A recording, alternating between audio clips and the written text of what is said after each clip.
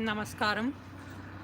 मैं हूँ योगी नित्य और आज का एपिसोड है एंटी एजिंग एंड रिजुविनेशन पर।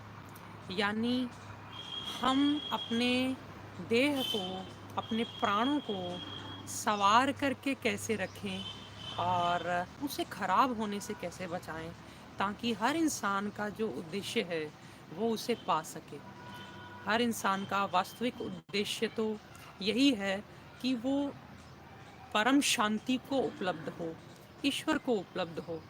तो आइए आज के इस लाइव एपिसोड में हम इस टॉपिक को शुरू करते हैं। उससे पहले लीना और श्रुति, सक्षम, आशुतोष कुमार, आशु चौधरी, प्रदीप कुमार और तन्मय और सोहेल, नवीन, अजय, मनप्रीत, पंकज, विनी पंकज, विनीत, नितिका शर्मा, गगन, सभी को नमस्कारम। जो जुड़ रहे हैं और जो भी जुड़ते जाएंगे सभी को नमस्कारम।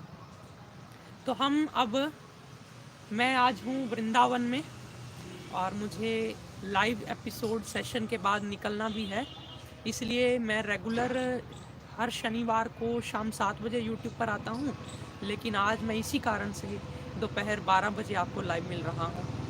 लाइव मिल करके दरअसल बातचीत डिटेल से हो पाती है, मुझे भी वीडियो बना करके उसको बाद में अपलोड करना, ये सब झंझट थोड़ा कम होता है। तो सभी को नमस्कारम। हामिद, रिंकी, आशद, दीप, सभी को नमस्कारम। देर ना करते हुए एंटी एजिंग रिजुविनेशन पे बात करते हैं। दरअसल मैं इस टॉपिक पे बात क्यों करने वाला हूँ, क्योंकि ये बहुत डिमांडेड भी है चीज़ और ये बहुत मज़ेदार भी है, क्योंकि इससे हमारी हेल्थ भी जुड़ी हुई है। हेल्थ का हर एस्पेक्ट इससे जुड़ा हुआ है। शरीर का हर पहलू, शरीर का, मन का, हर चीज़ का इससे कनेक्शन है। तो देखते हैं कैसे है कनेक्शन। देखिए, कुछ लोग समय से पहले ही बूढ़े लगने शुरू हो जाते हैं, कुछ लोग हमेशा जवान दिखते हैं, और इतना ही नहीं, कुछ लोग जब भी देखो उनकी तरफ ऐसा लगेगा इनका चेहरा मुस्कुराता हुआ है। कुछ लोगों को देख करके ऐसा लगता है कि जैसे मुरझाए हुए हैं। दरअसल मैं बचपन में पढ़ा करता था जगह जगह, तो उस चीज़ पे विचार भी करता था। लिखा रहता था कि we are what we eat, यानी हम वो हैं जो हम खाते हैं। एक जगह मैंने इसे बचपन में पढ़ा, once on the lips for ever on the hips. मतलब एक बार जो आपने होठों पे लगा के खा लिया, वो फिर वो जीवन भर आपके अंदर रहता है। ऐसे एक बार मैंने पढ़ा कि जो ईट है, इंग्लिश में खाने को बोलते हैं ईट, तो वो बोलते कि ईट का पास्ट है एट, यानी कि ईट की 3 फॉर्म्स ऑफ वर्ब होती है ना, तो ईट यानी खाना, एट यानी खाया, तो ईट का पास्ट फॉर्म है एट और ईट का फ्यूचर फॉर्म है वेट। तो बड़ी अच्छी बात लगी कि है तो बात सोचने वाली कि एक बार आप जब एक्सेस खाते हैं, हम सब लोग मिल करके, हमारी कल्चर ऐसे हो गए हैं, गेट टुगेदर जैसी हो गई हैं, जब तक हम किसी के रिगार्ड में 2 4 5 डिशेस बनाए ना और वो थोड़ी स्पाइसी ना हो, उसमें खूब सारी मलाई और क्रीम ना डली हो, हमें खुद को शर्म आती है जी। हमारे को सामने वाला क्या कहेगा, ये गरीब है, इसके पास पैसे नहीं थे, 2 अच्छी सब्जियां ढंग की बना लेता। मैं ऐसी बातें सुनता हूँ, लोगों में कल्चर बन गया है। खैर, मैं अपने मुद्दे पर आता हूँ, क्योंकि मैंने आज के एपिसोड को बड़ा सिस्टमेटिक ऑर्गेनाइज करने की कोशिश की है। मैंने इसका पूरा एक एजेंडा बना लिया है, जिस पे मैंने नोट कर लिया है कि मैं कितने टॉपिक्स पे बात करूँगा।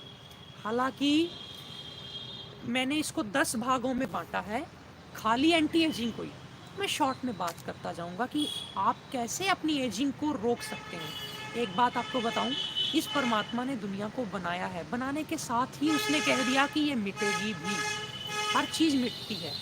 इंसान कुछ 100 वर्षों में मिटता है और कुछ जानवर कुछ सैकड़ों वर्ष जी जाते हैं, कुछ पेड़ पौधे या कुछ ऐसी चीज़ें होती हैं कुछ हज़ार वर्ष तक जी लेती हैं, और कुछ भगवान की बनाई हुई कुछ कृतियाँ, पहाड़ या प्रकृति की कुछ चीज़ें वो कुछ देर हज़ारों सालों तक रह लेती हैं, उसके बाद वो भी बदलती हैं, लेकिन मिटती हर चीज़ है।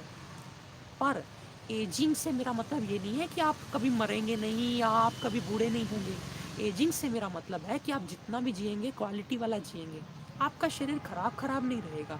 ये 10 टिप्स मेरे फॉलो कर लीजिए, जो कि अभी बैठ करके आपके लाइव होने से पहले ही मैंने ये ऑर्गेनाइज़ किया इसको सिस्टमेटिक, कि आपको मैं बता सकूं। ये 10 चीज़ें आप अपना लें, आपकी एजिंग की सारी समस्याएं अपने आप हल होने लगेंगी। आप मुझे पूछते हैं कोई एलोवेरा की या कोई ऐसी क्रीम बताओ चेहरे पे लगाने की। कई लोग तो मुझे कंप्लेन करते हैं मैं कब से एलोवेरा लगा रहा हूँ, फिर भी मेरी एजिंग नहीं रुक रही, मेरा चेहरा वैसा ही है। और बहुत सारे ऐसे सवाल हैं कि भाई हम तो बड़ा कुछ करते हैं फिर भी हेयर फॉल है, फिर भी ऐसा है।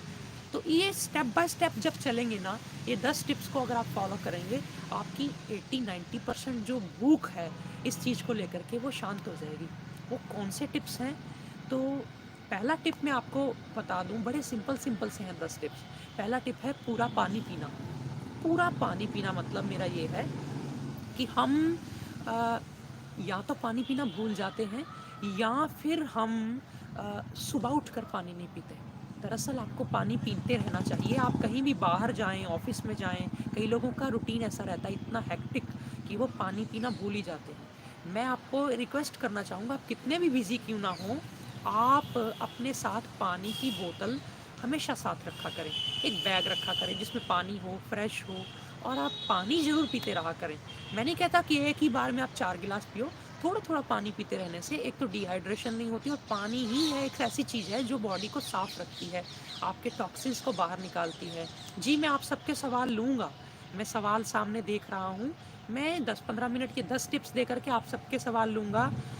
जो भी जुड़े हुए हैं, सहज, सैजल और जो भी सामने कमेंट्स कर रहे हैं, सबको नमस्कारम। तो मैं अपनी बात पर आता हूँ। मैं पहले पानी पीने के ऊपर कहा। पानी पीने से मतलब ये नहीं है कि आप कोल्ड ड्रिंक पीते रहें, आप थोड़ी थोड़ी देर बाद शिकंजी बना के पीते रहें।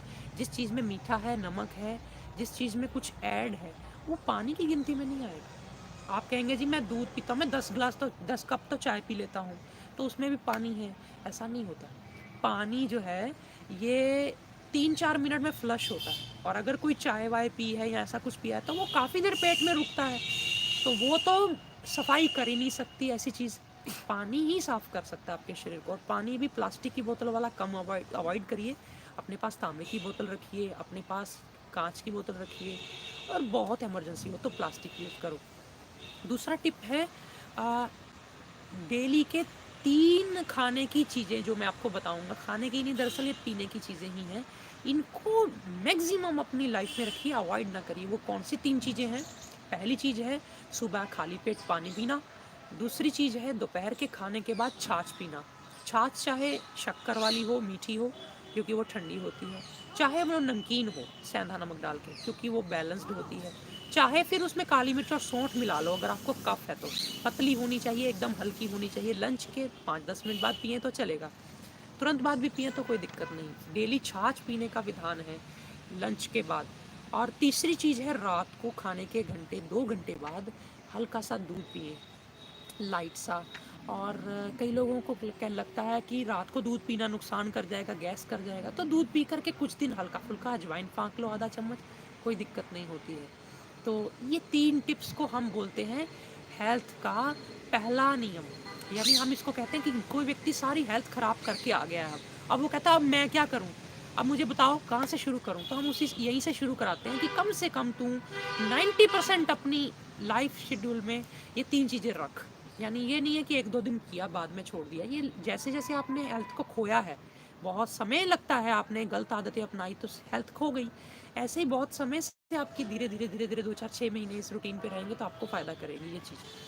तीसरा जो टिप है वो है सोचें कम, दिमाग ज़्यादा चलाएं नहीं। हर वक्त सोचते रहते कई लोग, वो उसका क्या बनेगा, बच्चों के बारे में माँ सोचती रहती है, बच्चा पढ़ाई के बारे में सोचता रहता है, थोड़ा बड़ा हुआ तो सेटल होने के बारे में सोचता रहता है, कुछ अटैचमेंट हुआ, डिटैचमेंट हुआ, बस उसी में उलझा रहता है। और बच्चे बड़े हो गए तो बच्चों ने माँ बाप से कुछ नहीं बनी तो वो माँ बाप उनके बारे में सोचते रहते हैं। रिलेशंस में गड़बड़ियाँ, ऑफिस में गड़बड़ियाँ। प्लीज़ आप कम सोचिए। आप एक बार बैठिए, अपने माइंड को रिफ्रेश करके अच्छे से विचार करिए कि अब मैं इस सिचुएशन में फंसा हूँ, अब मुझे क्या करना है। नहीं समझ आती तो अच्छे से उस बारे में कुछ बुक रीड करिए, अच्छे से को टॉपिक को किसी से डिस्कस करिए, किसी बड़े से, और उस पे अच्छे से विचार करिए। लेकिन कम से कम वो लिमिटेड समय में, हर वक्त विचार नहीं चलना चाहिए। बाद में एक समय के बाद आपको अपने ऊपर थोड़ा सा बैलेंस करके आपको कहना ही पड़ेगा कि बाकी दुनिया जाए भाड़ में, मुझे रिलैक्स रहना है। आपको फोकस करना है तो केवल और केवल अपनी ब्रीदिंग पे, अपने माइंड की क्वालिटी ऑफ थिंकिंग पे। मैं सोचने को मना नहीं कर रहा, लेकिन क्वालिटेटिव सोचिए। हर वक्त सोचना और नेगेटिव सोचना और गलत सोचना और कुछ ना कुछ सोचते ही रहना, ये गलत है। क्योंकि जो सोचता है जल्दी बूढ़ा होता है, जल्दी बीमार होता है। तो स्ट्रेस पे लगाम लगाइए, सोचने पे लगाम लगाइए।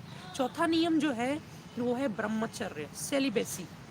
इसको आप शारीरिक रूप से लें तो वीर्य की रक्षा, धातु की रक्षा, और अगर आध्यात्मिक रूप से गहराई में लें तो आपको गलत आकर्षण, गलत भड़कीले विचार, भड़कीला साहित्य, भड़कीला आसपास का माहौल ये नहीं रखना है। जो ऐसे भड़कीले माहौल में रहेगा ज़्यादा, जल्दी एजिंग आती है। लगती तो बड़ी सुंदर है लड़कियां लड़के, एक दूसरे को अट्रैक्शन भी होता है।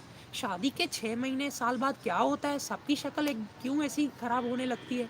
इसी वजह से, क्योंकि वो इतना ज़्यादा उस चीज़ में घुल गए, उनको पता नहीं था कि एक दिया जल रहा है और मच्छर उससे अट्रैक्ट होता है और वो जा कर के जलना ही है उसने। तो ये अट्रैक्शन जो है, चीज़ें एक लिमिट में रहें तो आपको इसका भी एक, मैं समझता हूँ कि हर कोई परमात्मा की तरफ तो नहीं जा पाता है, लेकिन कम से कम इसको एक लिमिट तो दे ही सकते हैं आप। फिर आगे देखेंगे क्या करना है। तो ये था ब्रह्मचर्य, यानी आप कितना कमाते हैं इस पे भी फोकस हर वक्त मत करते रहिए। कितना खर्च करते हैं इस पे भी फोकस करना चाहिए। इसको अगर हेल्थ से जोड़ के बताऊं तो ये मतलब है कि आप कितना ज़्यादा हेल्दी चीज़ें खा करके आप हेल्थ को इम्प्रूव करते हैं। कितने, किसी ने स्मूदी बता दी, किसी ने बादाम बता दिया, किसी ने अखरोट बता दिया। इससे हेल्थ को आप ज़्यादा देर टिका के नहीं रख सकते यदि आप साथ में उसको सेव नहीं करके रखते। अगर आप ब्रह्मचर्य में रहते हैं, अगर आपकी गृहस्थ जीवन में जो अपना एक गृहस्थ जीवन का सुख होता है, जिसको आप भोग कहते हैं, वासना कहते हैं, या सेक्स कहते हैं, जो कुछ भी कहते हैं, अगर तो ये बहुत लिमिट में है तो ये आपको इतना इतना आपके लिए हानिकारक नहीं रहेगा आपके गृहस्थ जीवन के लिए। यदि आप इसकी हद तक जाते हैं तो ये आपको काफ़ी नुकसान दे जाएगा। तो इसके बाद जो पांचवा नियम मैंने रखा है वो है healthy food culture. Healthy food culture से मेरा मतलब है कि आपको कल्चर ही बदलना पड़ेगा।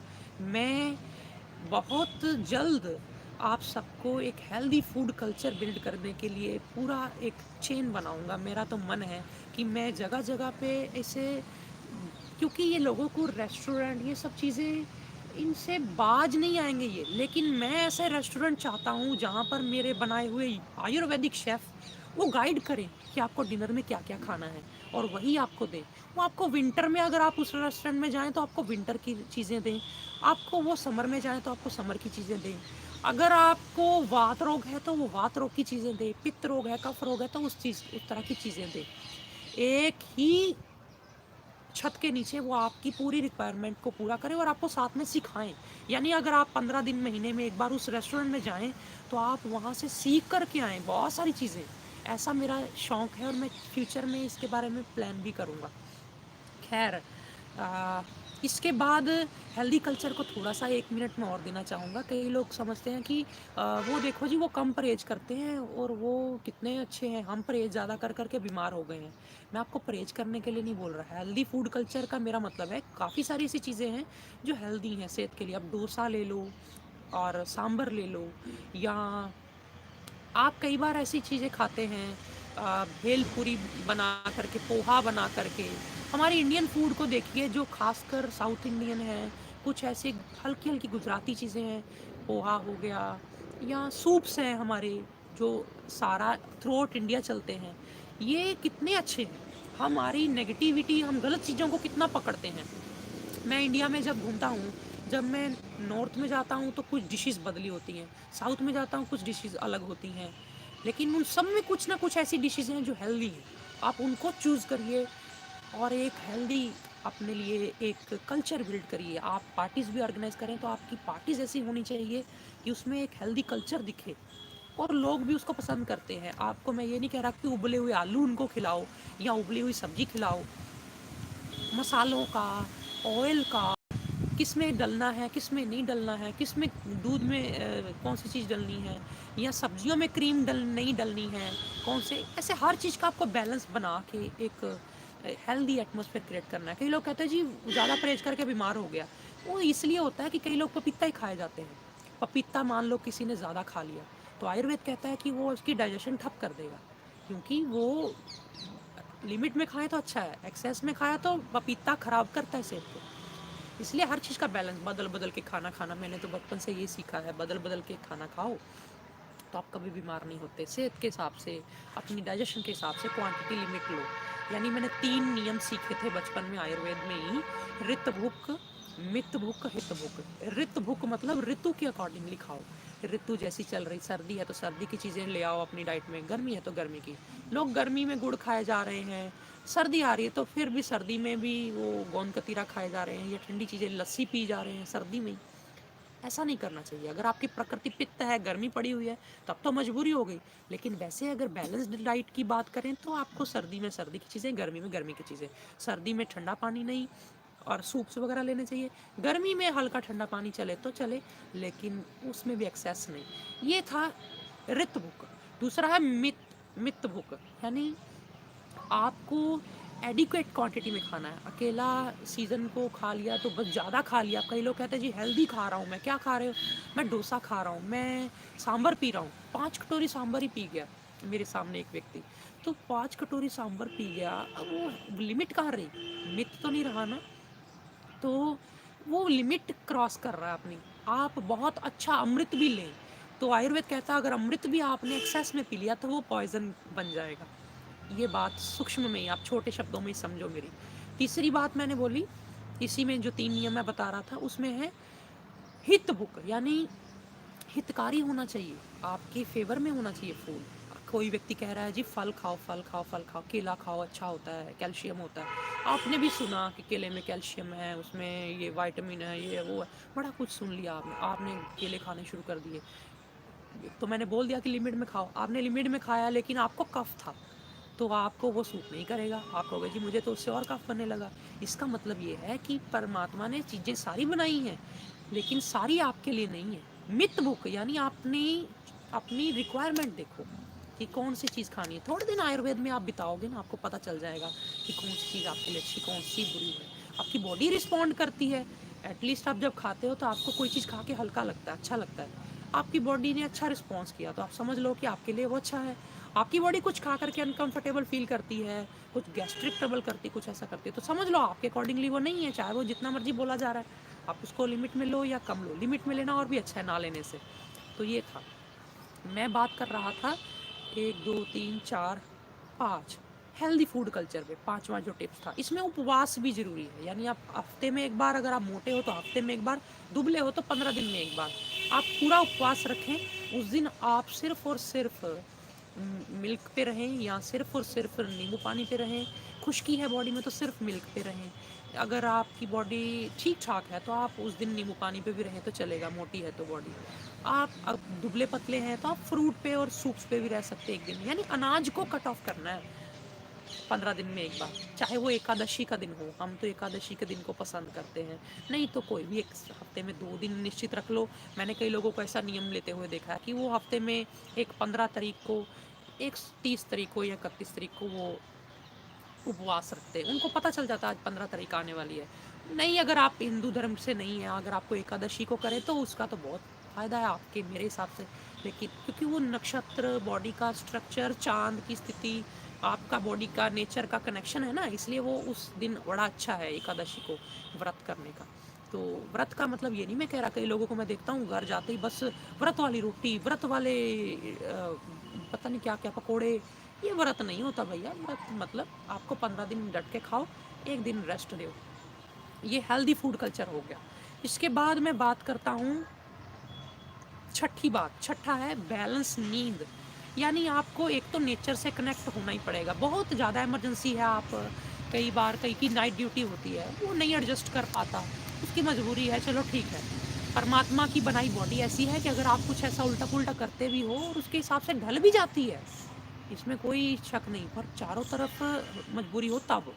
वैसे ही शौकिया तौर पे रात को जागे नहीं, सुबह टाइम पे उठें। ये नहीं है कि सुबह सो रहे हैं फिर बोले जी मैं तो रात को योग करता हूँ, ऐसा नहीं चलेगा। आपको समय का ध्यान रखना पड़ेगा, बैलेंस्ड रहना पड़ेगा।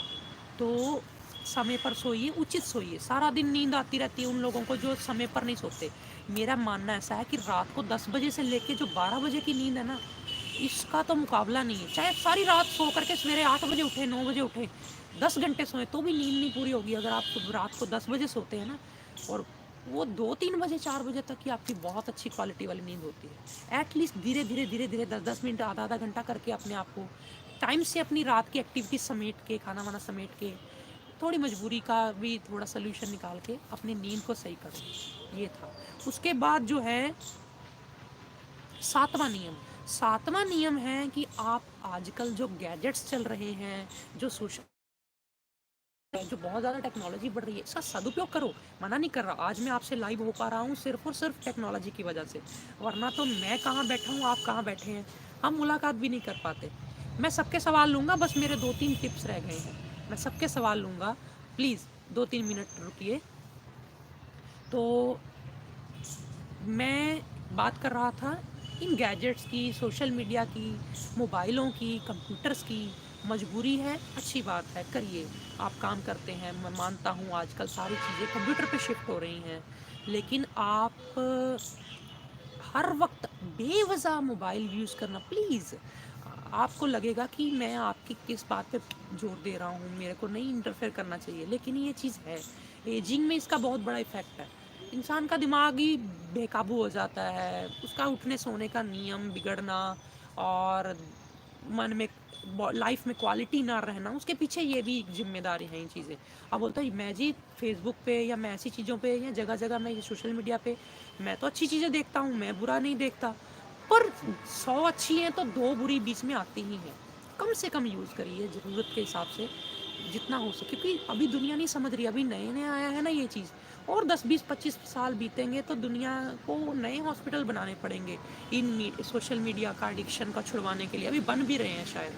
तो आगे चल के बहुत मुश्किल आएगी, अभी से आपको समझना पड़ेगा। अवॉइड करिए, कम से कम यूज़ करिए, एक लिमिटेड टाइम बना लीजिए। मैं लिमिटेड सी बात, फ़ोन पे ज़्यादा बात नहीं करूँगा, सुना फिर क्या कर रहे हो, सुनाओ फिर, और बताओ फिर, उसका बताओ फिर, फ़ोन पे नहीं। जब मिलेंगे तब मिलेंगे, फ़ोन पे टू द पॉइंट बात करें। तो कम से कम इन चीज़ों का यूज़ करें, क्योंकि इन चीज़ों को यूज़ करते रहेंगे नेचर के लिए टाइम नहीं बचेगा। फिर जब हम नेचर की बात करते हैं, फिर जब हम हेल्दी रेजिम्स की बात करते हैं, फिर जब हम कहते हैं ये करो वो करो, आप कहते हो जी हम कितना कुछ करें, हम तो आगे बड़े बिजी हैं। बिजी नहीं है, बिजी हो रहे हो, बिजी विदाउट बिजनेस हो। यानी आपको ये है ना लाइन, बिजी विदाउट बिजनेस, कि बिजनेस कोई नहीं पर फिर भी सारा दिन बिजी हैं, यही इसी वजह से। तो अवॉइड करो इन चीज़ों को। उसके बाद आइए connect with nature. Connect with nature का मतलब आप घर में छत में पौधे लगाइए, घर में कमरे में पौधे लगाइए, थोड़ा देर पंछियों के साथ बिताइए।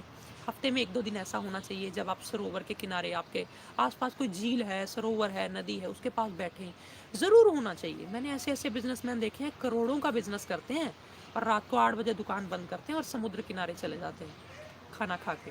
क्यों? बोले जी हम नेचर के पास थोड़ा टाइम ज़रूर स्पेंड करेंगे, क्योंकि भगवान की बनाई चीज़ों के साथ हम जुड़ते नहीं, इंसान के बनाए बिल्डिंग्स को देख देख के और मूर्तियों को देख देख के खुश होते जा रहे हैं। प्लीज़ नेचर के साथ जुड़िए, आपको एजिंग का तो सवाल ही नहीं उठता, धीरे धीरे आप नेचुरल मोड में आ जाएंगे। आपको जो भी फिर थोड़े बहुत सफ़ेद बाल 2-4 दिखेंगे भी, क्योंकि आप इतने नेचर से जुड़ चुके होंगे, आपको बहुत अच्छा लगेगा, अपने आप में बड़ा मज़ा आएगा, हर चीज़ से प्यार हो जाएगा आपको। तो अगली बात जो है वो है योगा एंड फिटनेस। योग एंड फिटनेस, योगा इसलिए बोल देते हैं कई लोग योगा बोलते हैं, दरअसल होता योग है। तो योग और फिटनेस बाद में आता है, पहले ये सारी चीज़ें थी। महर्षि पतंजलि ने भी योग से पहले यम नियम दिया, यानी अहिंसा, सत्य, अस्तेय, ब्रह्मचर्य, अपरिग्रह, शौच, संतोष, तप, स्वाध्याय, ईश्वर प्रणिधान, 10 नियम दिए उन्होंने योग करने से पहले। आप सीधा योग क्लास में चले गए, नया मैट, नए जूते, नई पानी की बोतल खरीद करके, और आपने बस थोड़ा टांग पार हिला लिए, घर आकर के कुलचा खाया, थोड़ी चाय ऊपर से पी, और टीवी का रिमोट पकड़ा, 10-20 मिनट न्यूज़ सुनी, और फिर दुकान पे चले, दुकान पे जाके इधर उधर की बातें की, ऑफिस में जा करके इससे लड़े उससे लड़े, उसको डांटा इसको डांटा, शाम दोपहर हो गई, कुछ भटूरा खाया, कुछ बारी खाया, शाम हुई, फिर चाय पी, घर आए और बेड पर लेट करके टीवी का रिमोट लगा के कहा, हाँ मैं तो योग करता हूँ। ये योग नहीं है। योग के पहले 10 नियम थे, वो उनको थोड़ा ध्यान देना, और मैं उनको आसान करके आपको बता रहा हूँ कि योग ये बाद में है, पहले ये चीज़ें हैं। और फिटनेस भी ज़रूरी है, यानी जो व्यक्ति कहता है कि मेरे तो बच्चे बड़े हो लें फिर मैं योग करूँगी, अभी मेरा ये काम ज़रूरी है, मैं अभी अपने आप को सेटल कर रहा हूँ फिर योग करूँगा, भाई साहब आप सुनिए, आप कभी सेटल नहीं कर पाएंगे अपने आप को, क्योंकि सेटल करने का पहला नियम ही यही था कि आप अपने माइंड को सेट करें, आप अपनी बॉडी को सेट करें, और इतना भी बॉडी और माइंड को सेट करने में उलझ ना जाएं कि अपना बिजनेस छोड़ दें, अपने काम धंधे छोड़ दें। आपको दोनों चीज़ें साथ साथ लेकर चलनी है, हाथ कार वाल, दिल यार वाल, यानी आपको अपना कर्म भी करना है और आपको अपना अंदर का और बाहर का सब बैलेंस करके चलना है। ये था 9th नियम। और 10वां नियम है ध्यान करना, मेडिटेशन। मेडिटेशन को महर्षि पतंजलि ने यम, नियम, आसन, प्राणायाम, प्रत्याहार, धारणा, ध्यान, समाधि 7वें नंबर पे रखा। और मैं आपको ये लाइफ के कुछ छोटे छोटे बेसिक स्टेप्स जो हेल्दी लाइफ के लिए बता रहा था, हेल्दी लाइफ के लिए और एजिंग को रोकने के लिए, हमेशा जवान बने रहने के लिए, सुकून से भरे रहने के लिए। हमेशा जवान वही रहता है जो खुश रहता है, खुश भी थोड़ा रहिए और थोड़ा मेडिटेशन करिए। मेडिटेशन जो करेगा वो खुश तो ऑटोमेटिकली रहने ही लग जाएगा। यानी खुश रहने की, हम कई बार कहते हैं ना खुश रहो खुश रहो खुश रहो, व्यक्ति पूछता है कैसे खुश रहूं, मेरे से खुश रहा ही नहीं जा रहा, मेरी लाइफ स्पॉयल होती जा रही है, ये देखो मेरे साथ ये प्रॉब्लम है, मेरे साथ ये प्रॉब्लम है। कितनी भी प्रॉब्लम है, चाहे वो फाइनेंशियल है, चाहे वो सोशल है, आप ये 10 नियमों को अपनाइए। 10 नियमों को अपनाएंगे तो ऑटोमेटिकली एक नेचुरल खुशी जो बेवजह होती है, जिस खुशी के लिए कोई चीज़ मोहताज नहीं है, वो खुशी आपको मिलने लग जाएगी। तो ये थे मेरे 10 नियम, हेल्थ को लेकर के, फिटनेस को लेकर के, पीस ऑफ माइंड को लेकर के, आपकी स्पिरिचुअल ग्रोथ को लेकर के, आपकी एजिंग को लेकर के, आपके हर लाइफ के हर पहलू पे, आप किसी भी सेक्टर में जाना चाहते हैं, ये मैटर नहीं करता, पर अगर आप ये 10 बातें मेरी अपना लेते हैं, आपको उस सेक्टर में ही इनडायरेक्टली एक मदद मिलने लग जाएगी। बेशक मैंने आपको कोई इसमें मैं ये नहीं कहता कि सारी चीज़ें एक ही दिन में होनी चाहिए। आप पहले दिन एक नियम अपनाएं, एटलीस्ट अपने आप को स्टेबल करें, दूसरे दिन दूसरा अपनाएं, 10 दिन तक अपने आप को स्टेबल मोड में लेकर के आएँ। लेकिन 10 दिन बाद आप फिर अपने आप में आपको कंप्लेन नहीं आप दे सकते अगर आप ये नियम नहीं करते तो। भाई मेरे साथ तो बहुत प्रॉब्लम्स होती हैं, मैं क्या करूं? फिर आप प्रॉब्लम्स को एक्सेप्ट करिए, क्योंकि फिर आपकी वो प्रॉब्लम्स, वो जो आपने क्रिएट करी हैं, जो ये सब आपकी चॉइस है, वो परमात्मा नहीं दे रहा आपको। इतना करने के बाद भी थोड़ी बहुत कमी रहती है अगर, तो आपकी मदद के लिए हम लोग बैठे हैं, आप मेरे पास आइए, मैं हमेशा सबका स्वागत करता हूँ। तो ये थी आज की मेरी टॉक, आप सब समझ ही गए होंगे। मैं अब 10 मिनट के लिए आपसे विदा लूँगा, लाइव सेशन को रोकूँगा, 10 मिनट के बाद फिर लाइव आऊँगा मैं आप सबके बीच, और लाइव आकर के फिर मैं आपके सवाल और सिर्फ सवाल ही लूँगा, क्योंकि मैं सवाल कई बार लेता हूँ बाद में तो वीडियो बहुत लंबा हो जाता है और लोग उसको फिर देखना भी पसंद नहीं करते। तो मैं 10 मिनट का रेस्ट लूँगा, मेरी आवाज़ को भी मैं रेस्ट दूँगा, और 10 मिनट के बाद फिर मैं लाइव हूँगा, और ऐसे 1 सवाल 2 सवाल 3 सवाल ऐसे 8-10 सवाल लेकर के मैं आपकी हेल्प करने की कोशिश करूँगा। आज फ़िलहाल इतना ही, नमस्कार।